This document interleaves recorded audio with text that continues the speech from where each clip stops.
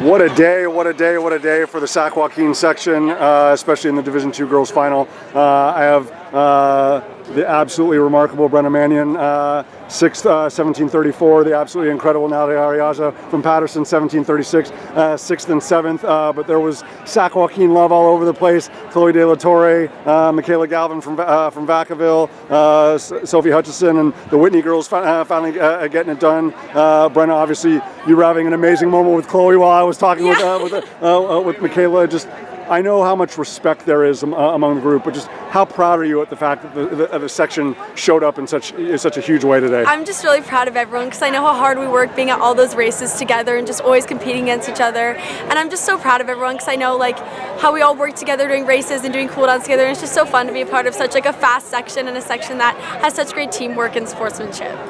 While Natalie was there the entire time, you had to make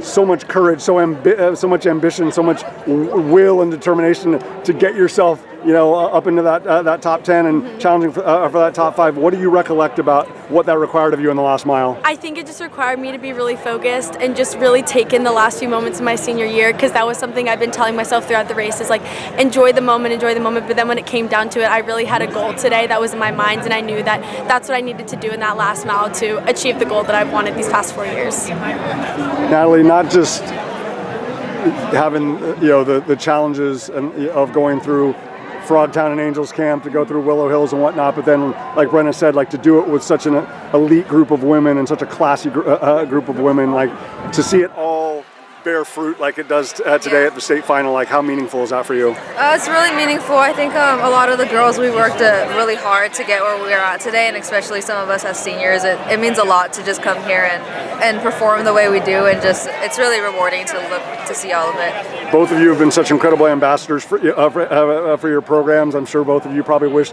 maybe you had the similar depth as a team, like a Whitney. But I mean, while everybody is obviously focused on their time and their goals and trying to set school records or whatever, the fact that when you see a familiar orange and black kit, or you see a familiar navy blue and white kit, or you see a familiar burgundy and gold and white kit, like, does that give you the reassurance that it's like I'm in the right place because these are all incredible women? Yeah, I think being surrounding myself with such a talented group of girls, like seeing their uniform is motivating, because it makes you realize that you're in the right spot and your training has paid off to be in the mix with girls that run your times. Having the blessing of watching Natalie Arriaza, from freshman, sophomore year on this, I mean, just how much do you feel like you've learned about when the conditions are ideal like they are today, what works best for you on this course? Because you've also raced on this course when it's been a lot hotter and a lot dustier and whatnot. So when the conditions really cooperate like this and you can go after it, what do you feel like you've learned over the course of your career running here so many times, that really elevated you today?